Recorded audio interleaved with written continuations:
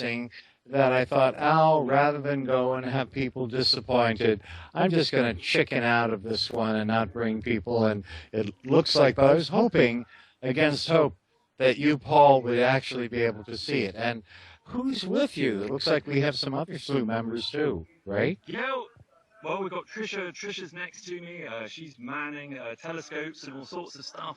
And then we've got the other team. In fact, we've got quite a few. We'll show viewers later the people who are kind of starting to accumulate around us. But we've got 14 people in the Eclipse expedition here, and we've got loads of people from the university who have popped up as well to watch the eclipse with us.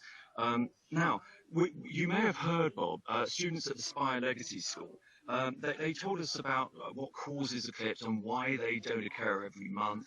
But there's a wonderful cosmic coincidence that you and I have talked about before that specifically creates total solar eclipses from our viewpoint on Earth. And I think if I'm right, it's the only place in our solar system that sees a total solar eclipse. Is that right? You're quite right. Now there are other places. The little caveat, the little star on that. And by the way, I'm still getting feedback. If you can get rid of that, Trish, is that there are other places that do see the sun fully blocked out by one of their moons. For example, Jupiter's Jovian satellites do exactly that. We can see areas that are completely blocked out by sunlight. They do experience total solar eclipses, but they get too much of a good thing. Their moon is so big compared to how large their sun is in the sky that instead of just blocking out perfectly the moon's the sun's edge and letting enough of the corona and in other words, its atmosphere and flares and prominences and all the juicy stuff we're going to see, it blocks that out too. So it's too much, and you don't get the fabulous effects we get on Earth. So if what you mean is we're the only planet that gets perfect solar eclipses, where the sun and their moon, the planet's moon, appears neither too large, too small, too close, or too distant, yes, we're in the sweet spot. And we're the only ones in the sweet Now, spot. Bob, we are, and we'll talk more about this cosmic coincidence of the size of the moon relative to the distance that it is away from the sun. But we have got to warn viewers, keep watch.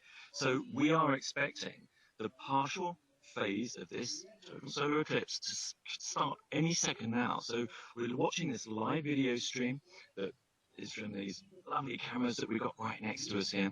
We're expecting to see a tiny nick to be taken out of the top right-hand part of the sun. And Bob, what can we expect after that? What can we expect? A complete change of life. You'll convert to a different religion.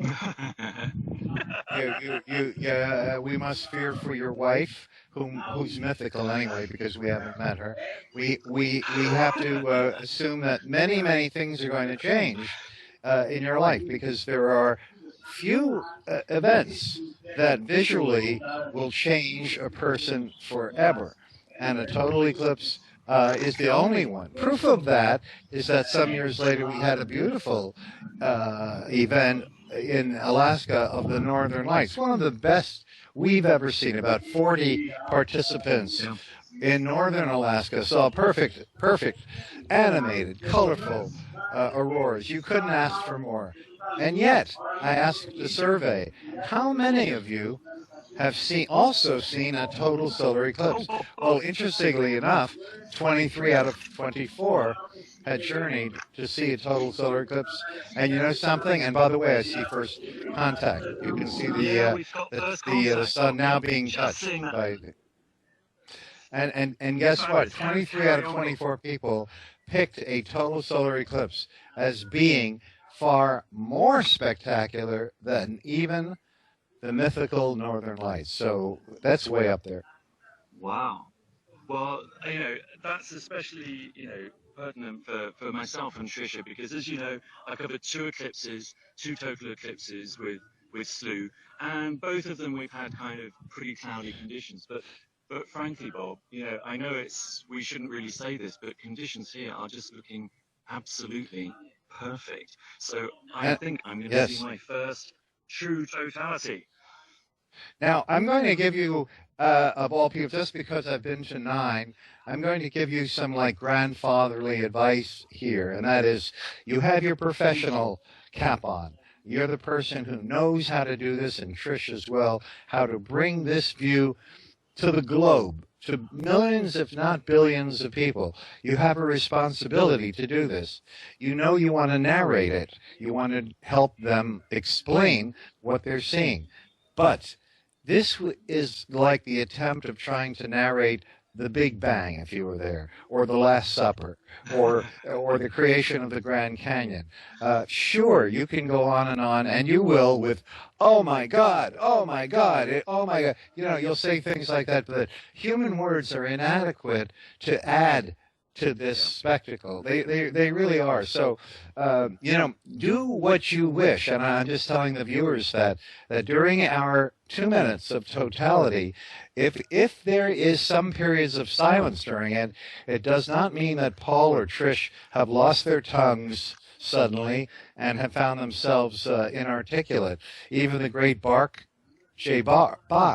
one of the great astronomers who went to I don't know how many with specialized equipment, for the final one of his lifetime, he sat under a tree. He used binoculars. He used none of his fancy spectroscopes and all the other equipment, and he just drank in the glory of the eclipse just with his naked eye. So this is one of those things that, my friends, what you're going to see and what's going to occur is beyond normal human experience. It just is. And so as we try to narrate it, oh, here it is. That's the prominences. Look for that. You can see one on the lower left. Oh, you see that bright star?